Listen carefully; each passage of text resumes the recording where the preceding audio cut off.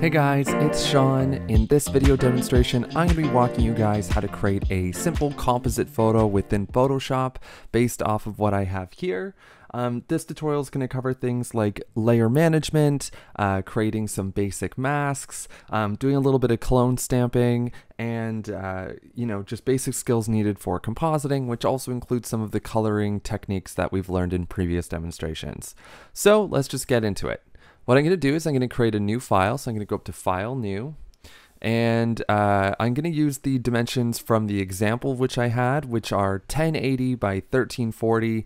I want it set to a portrait orientation, and instead of a resolution of 300, I'm just going to dumb this down to 150, just because we're not going to be printing it, but I like things to be a little bit more of a higher resolution than standard screen stuff anyways.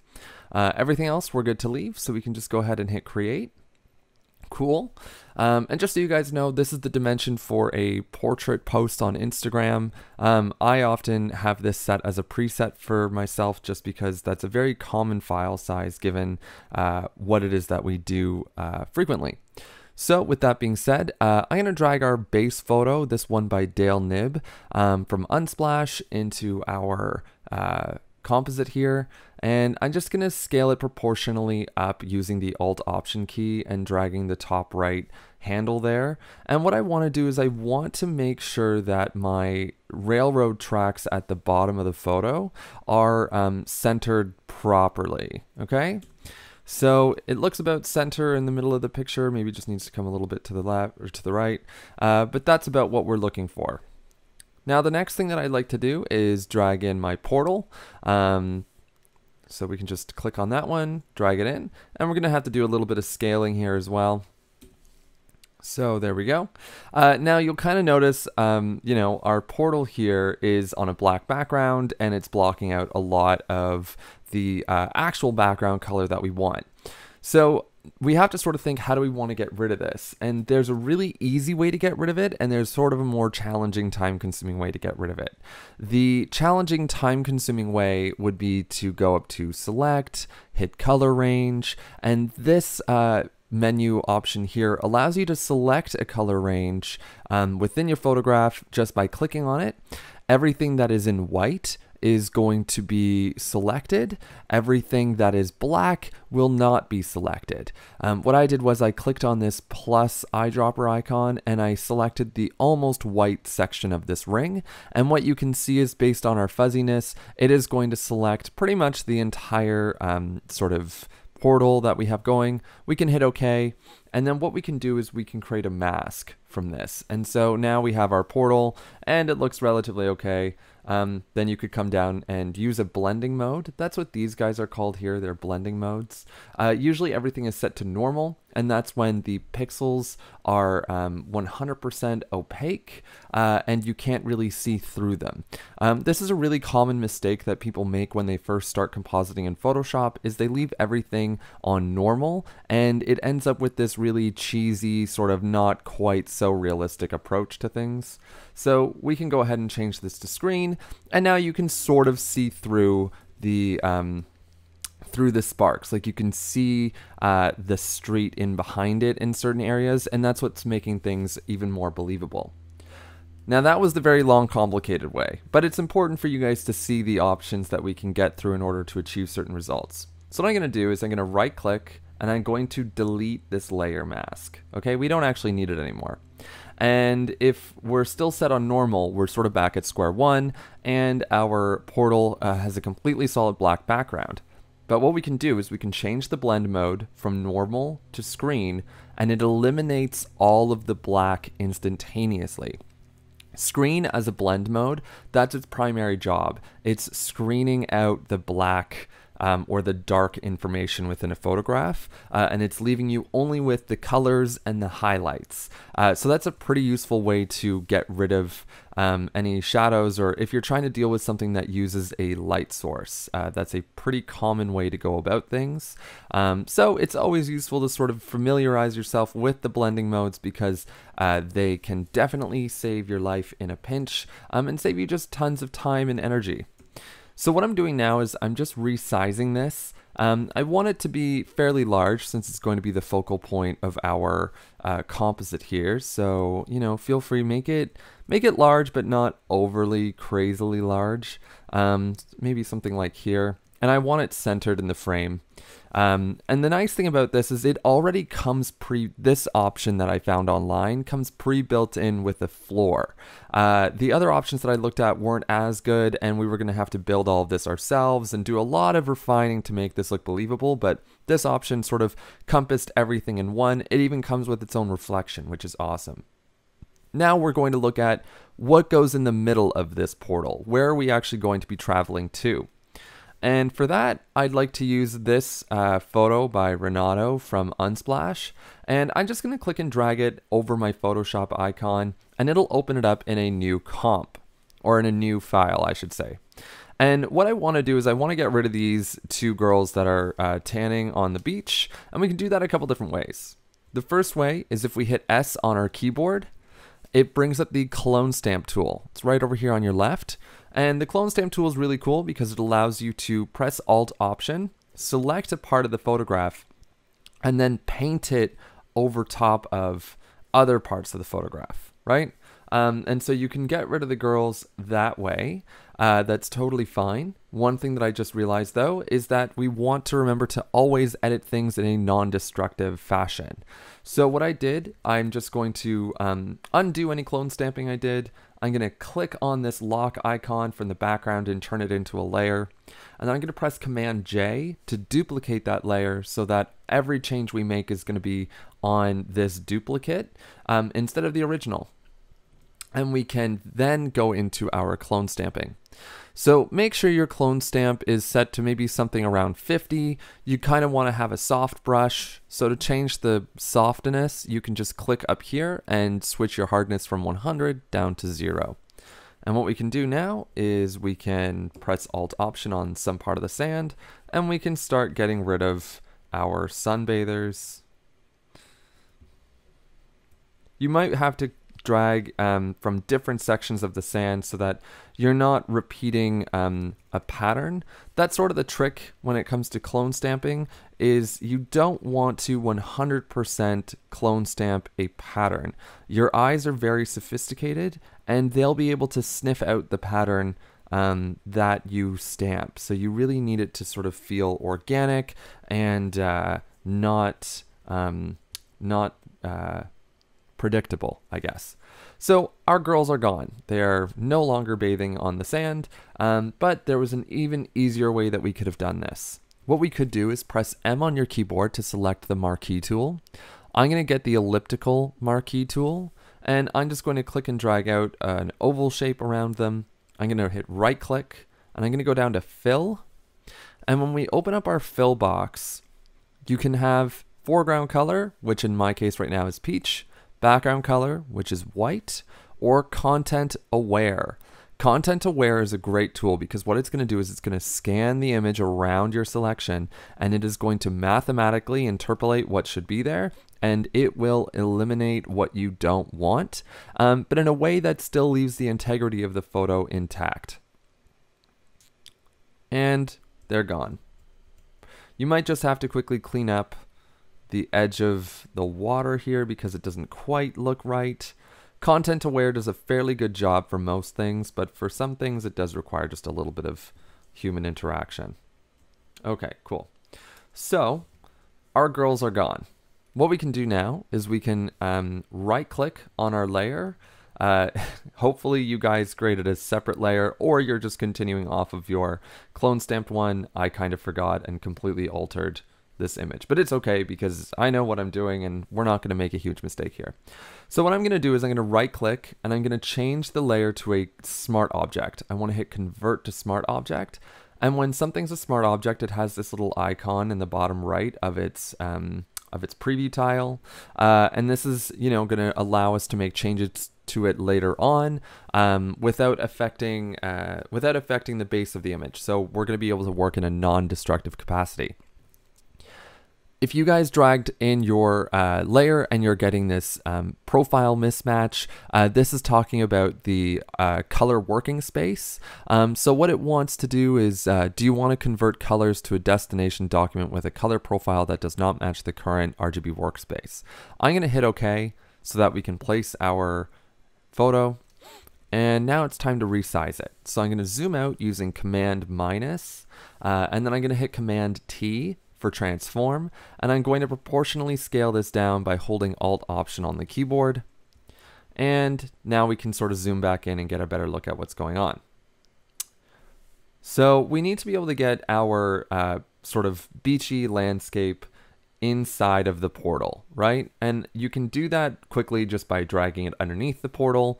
Then you'll be able to see this sort of like, well, portal that's surrounding it. The next thing that we have to do is create a layer mask. A layer mask is going to allow us to paint on and take away the elements of the photo that we don't want. So what I'm going to do is I clicked on my layer mask down here.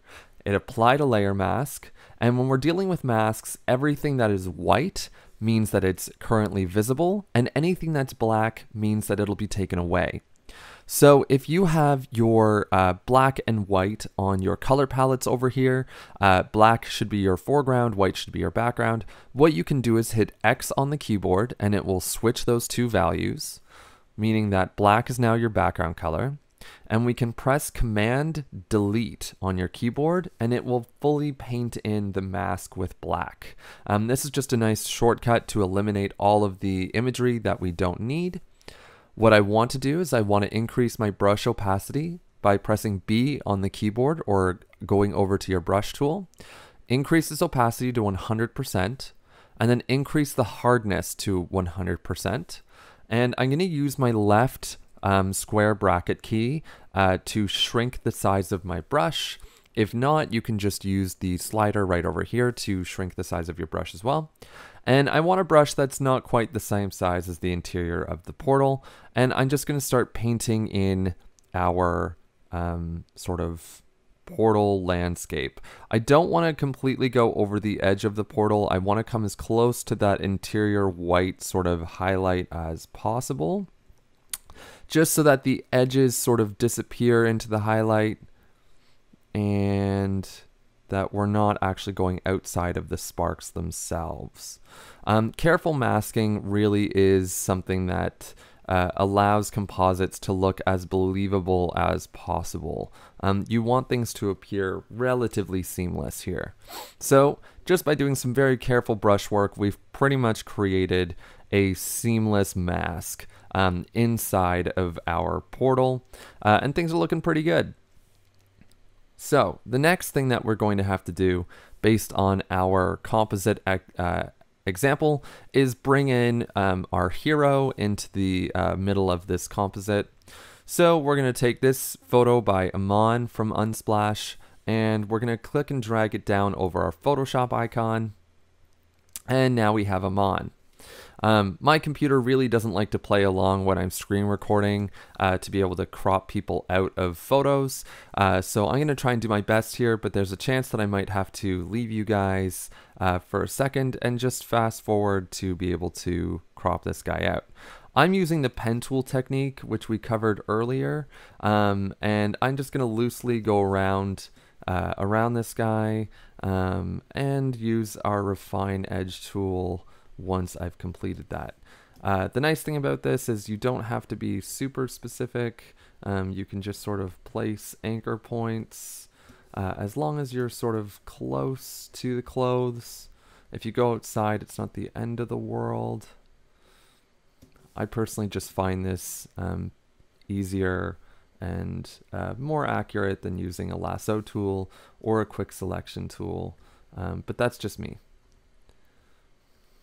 There are plenty of ways to crop people out, and over time, the more you guys use Photoshop, the more comfortable you get with doing this, the quicker and easier it's going to be for you guys to sort of accomplish these techniques. I know I've been doing this for quite some time, and given the work that I do, I have to cut people out quite frequently. so it goes pretty quick. I also am using a pen tablet, not a mouse or a trackpad, so I can fly through that pretty quickly.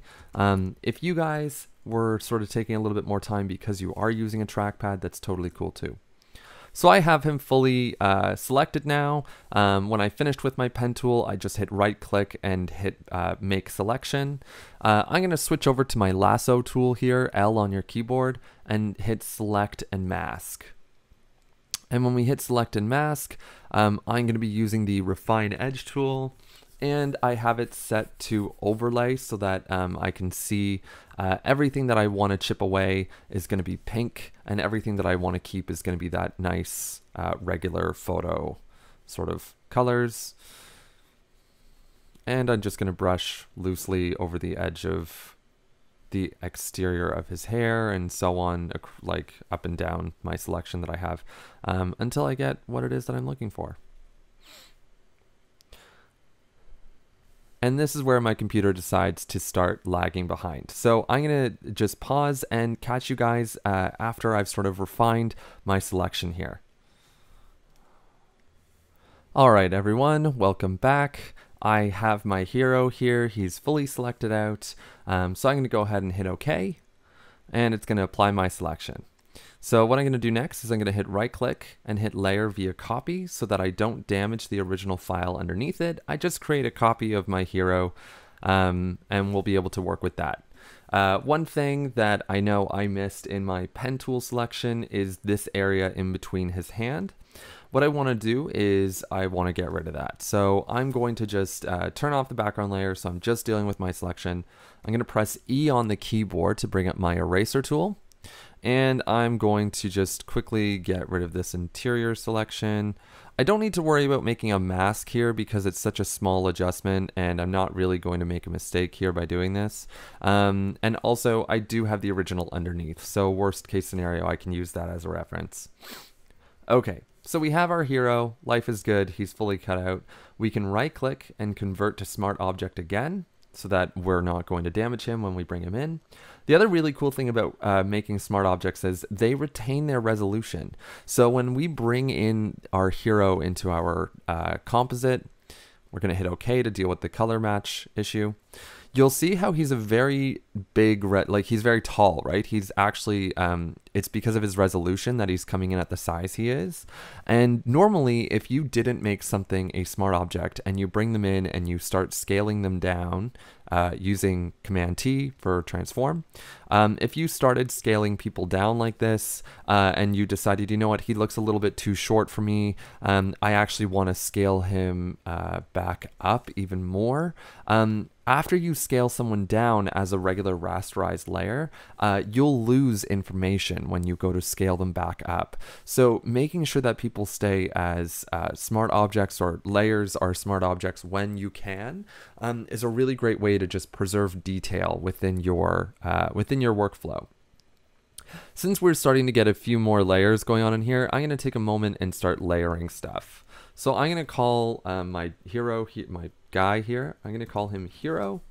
I'm going to call our portal layer portal. I'm going to call the destination in here, I'm going to call it portal destination. And I'm going to call the city background. And then what I'm going to do actually is I'm just going to come and delete the background layer. And now we have an organized layer structure here. And life is looking pretty great. So the next thing we're going to do is make this guy look a little bit more believable that he's actually in this space. And to do that, it's a fairly easy fix. All we have to do is create a shadow.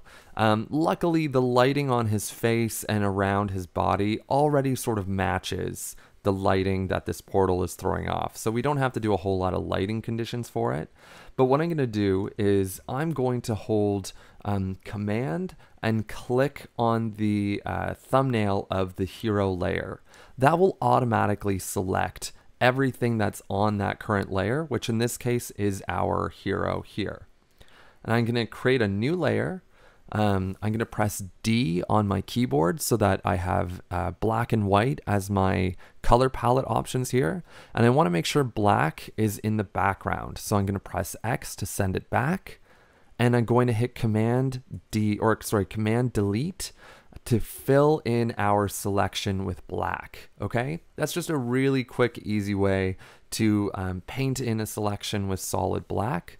And now what I can do is I can hit Command T, and holding Shift and dragging that top handle down, we are going to be able to reposition the shadow as if it's sort of like, you know, underneath him in a way.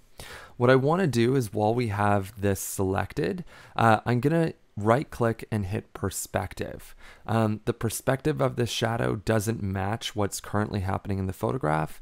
So by hitting perspective and then just dragging this right handle out to the outside, you'll shift the perspective of this selected shadow layer, and it just makes it a little bit more believable. The next thing that I'd like to do is I'm going to right click on this and convert it to a smart object. The reason for that is because I'm going to apply a blur to it. And just in case we apply this blur and we want to go in and change it later, we'll have the capacity to do so.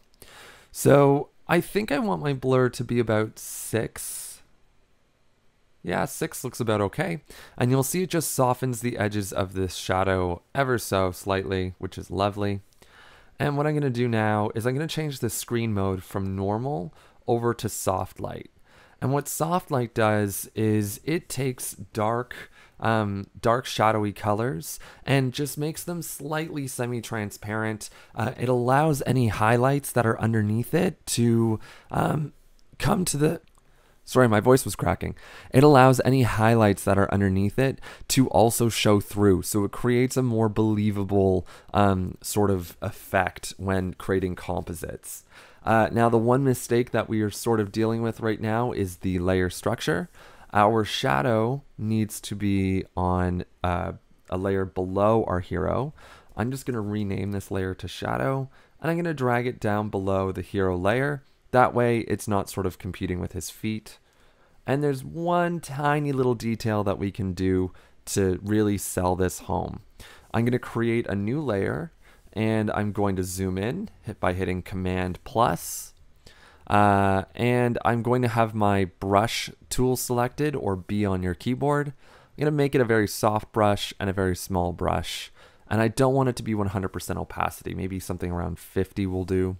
And what I'm going to do is I'm just going to very softly brush on another few shadows just by his feet. Just like so. And it just makes the shadow look more purposeful, more intense down at the bottom there. So yeah, I don't know. It looks a little bit more believable.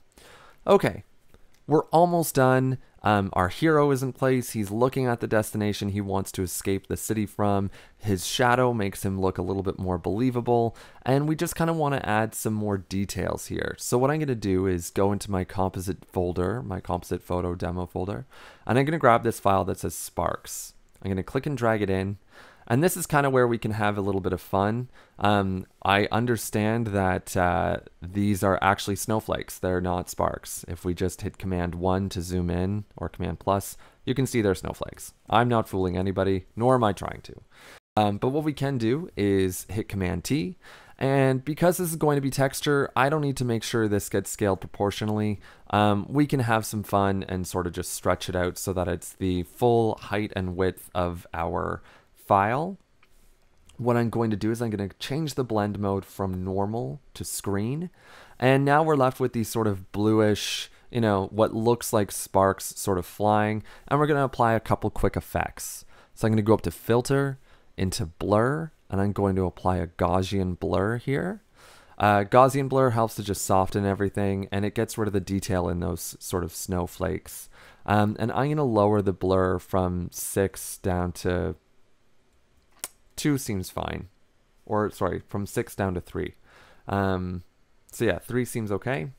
So now we have these sort of blue sparks that are flying out, and we're going to apply an adjustment layer. I know I went through some of these adjustment layers in terms of like levels and curves. Right now we're going to look at hue saturation. This is a really cool one because it allows you to just change all of the hues and color tones within an image pretty quickly and easily. But what happens when you only want to apply the changes of this layer to one aspect of the photo? That is called a clipping mask, and to do that with your adjustment layer selected, what you want to do is hold down Alt Option on the keyboard and click in the space between the adjustment layer and the layer that's below it.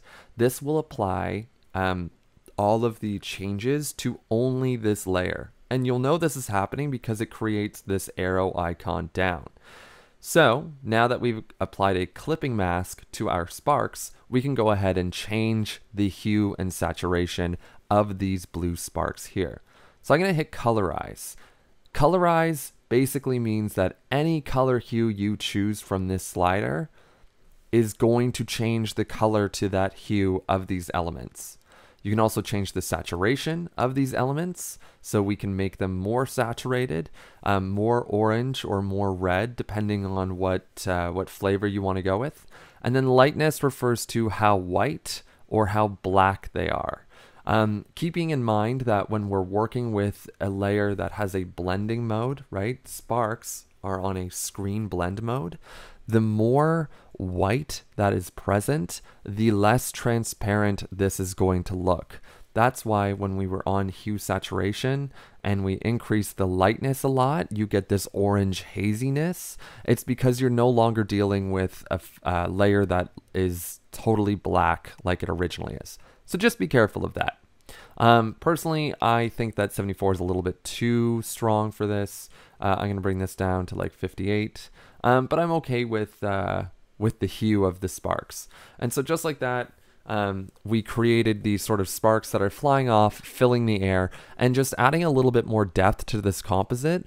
It helps to make the scene feel a little bit more believable. Okay, without these little details, I think it would be pretty obvious that this is fake. Obviously this is fake because it's fantasy, but it's those little details when you're dealing with composites that really help to sell the environment. And so what we're going to do next is, I don't like how these sparks are sitting on top of our hero. I don't think physically that would happen if this was to play out in real life. So what I'm going to do is, with the sparks layer selected, I'm going to apply another mask by clicking on mask down here. It creates a new one up top. Then I'm going to hit Command and click on the thumbnail of our hero layer, and making sure that I'm selected on my mask here on the sparks layer. I'm going to press B on my keyboard to access the brush, and I'm going to press X to make sure, or what I want to do is I want to make sure that our black is the foreground color. Mine was set to white originally, so I hit X to flip it back to black, and I'm just going to paint out these sparks from our gentleman here. Let me just see. Now he looks a little too stand out. Like, that doesn't really look as believable either. So actually what I want to do is, with my mask selected, this mask layer here, with white in the background, I'm going to hit Command Delete and fill it back in. I'm going to hit G on the keyboard to switch over to my gradient tool. And this is when gradients in Photoshop are really terrific. They're not just for color, they're very useful for masking. So I want to have my radial gradient selected, and I want to make sure that I have a black to transparent selection happening here. If you don't have that, what you can do is you can click on this arrow and open up the Basics tab. Okay, you guys might have black to white, but you could just select black to transparent like that, and we'll be good to go. So we're on our sparks mask layer. We have a black to transparent radial gradient, and what I can do is I can just click and drag out ever so slightly, and what it does is it just helps to fade out the effect. It's not so abrupt and sudden that it's ending, and it sort of tricks your eye into not seeing the pattern of where we completely stopped the spark effect from happening. Gradients can be incredibly useful tools when dealing with masks because of their subtlety, so I'd highly encourage you guys to get used to using gradients in that capacity. It's just a nice overall sort of tool and technique. And finally, what I'm going to do next is on top of our hue saturation layer, I'm going to create a color balance adjustment layer. And what the color balance adjustment layer is going to let us do is just affect some of the tones that are happening in the image as a whole. What I want to do is flick this over to shadows. Our shadows are really black, and I kind of want them to be a little bit warmer. So to do that, I'm going to use my yellow slider and just push it into the yellows a little bit more, probably something like 10, 9, 10, or 11, somewhere in there should be fine. And I'm going to take the red slider and shift it into the reds a little bit. Something around 5 should be okay. You can start to see that we're making subtle changes. We're just warming this scene up as a whole. And I might be able to do that with the midtones too. Just really subtle, small changes. Nothing too drastic when it comes to changing coloring and lighting conditions.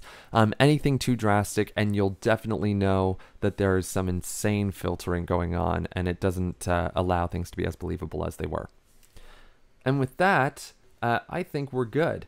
So what you can do now is if you were going to be using this artwork in some sort of a portfolio piece, or when you guys create your own artwork, I should say, what's kind of good practice to do is if you group this by selecting all of your layers, you can hit Command G, or you can click on this folder down here to group. You can hit Command J to duplicate, and Command E to flatten. When you flatten it, it just means that this is the final artwork, and it's going to be the most easy thing to deal with. So you can actually click and drag this layer from Photoshop into InDesign, into Illustrator, and you're not dragging in every piece of information separately that was used to build it. You're just bringing in the flattened version, which is a really great sort of practice to get into. What we can do is just convert this to a smart object just to make sure that whatever you're doing with it, it retains resolution and all of that fun editability. And we can call this Portal Composite Final. And we can call this grouped folder Portal. Come on. Whoops. Photoshop doesn't like me right now.